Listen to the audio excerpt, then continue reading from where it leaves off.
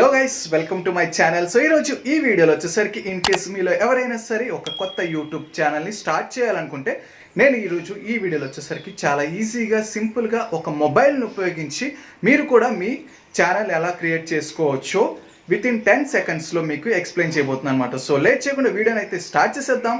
Video చాలా నాలెడ్జబుల్గా ఉంటుంది, ఖచ్చితంగా మీకు ఫ్యూచర్లో అయినా సరే ఉపయోగపడుతుంది. సో ఎండ్ వరకు చూడండి. ఇన్ కేస్ నచ్చితే లైక్ చేయండి, షేర్ చేయండి, సబ్స్క్రైబ్ చేసుకుని ఛానల్ని సపోర్ట్ చేయండి. So let's begin the video. So మీ అందరికీ తెలుసు, ఒక యూట్యూబ్ ఛానల్ని క్రియేట్ చేయాలనుకుంటే దానికి జీమెయిల్ అకౌంట్ ఉండటం అనేది మ్యాండేటరీ అనమాట. సో మీకు ఇన్ కేస్ ఒకవేళ జీమెయిల్ అకౌంట్ అనేది క్రియేట్ చేయడం రాకపోతే పైన ఐ బటన్లో నేను ఒక వీడియోని అయితే పెడతాను. అక్కడి నుంచి చూసి మీరు ఒక జీమెయిల్ అకౌంట్ని అయితే మీరు క్రియేట్ చేసుకోవచ్చు. సో వన్స్ క్రియేట్ చేసిన తర్వాత ప్రాసెస్ అనేది స్టార్ట్ చేసేద్దాం. సో ఫస్ట్ వచ్చేసరికి మీరు మీ యూట్యూబ్ అప్లికేషన్స్లోకి వెళ్ళాలన్నమాట. వెళ్ళిన తర్వాత మీకు కింద డౌన్ బటన్ దగ్గర మీకు వచ్చేసరికి ఒక లైబ్రరీ అనే ఆప్షన్ కనిపిస్తుంది అనమాట. సో మీరేం చేయాలంటే ఆ లైబ్రరీ మీద క్లిక్ చేయాలి.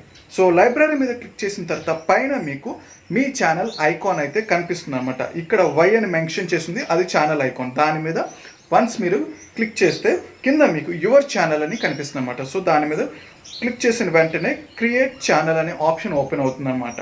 సో వన్స్ దాన్ని ప్రెస్ చేయగానే మీకు ఒక యూట్యూబ్ ఛానల్ క్రియేట్ అయిపోయింది అనమాట.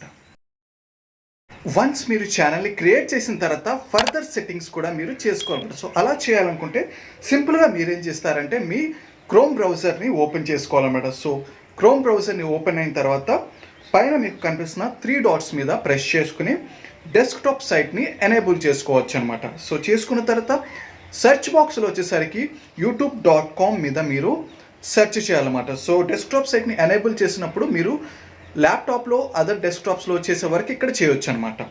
సో వన్స్ అది ఓపెన్ చేయగానే మీ ఛానల్ పేజ్ అనేది మీకు ఇక్కడ ఓపెన్ అవుతుంది అనమాట. సో ఇక్కడ మీకు పైన ఛానల్ ఐకాన్ కనిపిస్తుంది, దాని మీద మీరు ప్రెస్ చేయాలి.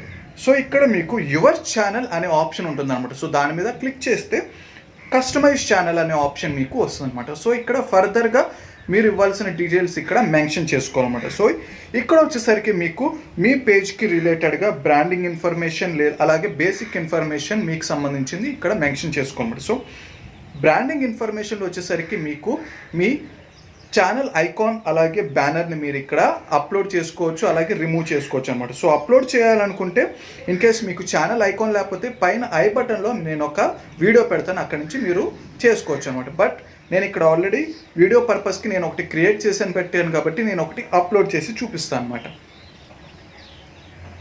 సో లొకేషన్ ఓపెన్ చేసుకుని నేను సింపుల్గా డన్ మీద ప్రెస్ చేశాను. సో ఛానల్ ఐకాన్ అయితే అప్లోడ్ అయిపోయింది అనమాట. సో అలాగే ఛానల్ బ్యానర్ని కూడా మీరు చేసుకోవచ్చు.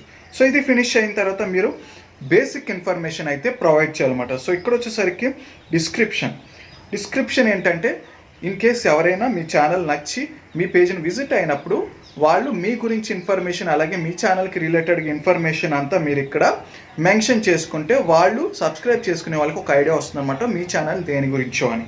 సో వన్స్ ఫినిష్ అయిపోయిన తర్వాత మీకు ఇక్కడ ఛానల్ యూఆర్ఎల్ ఆటోమేటిక్గా రిఫ్లెక్ట్ అవుతుంది.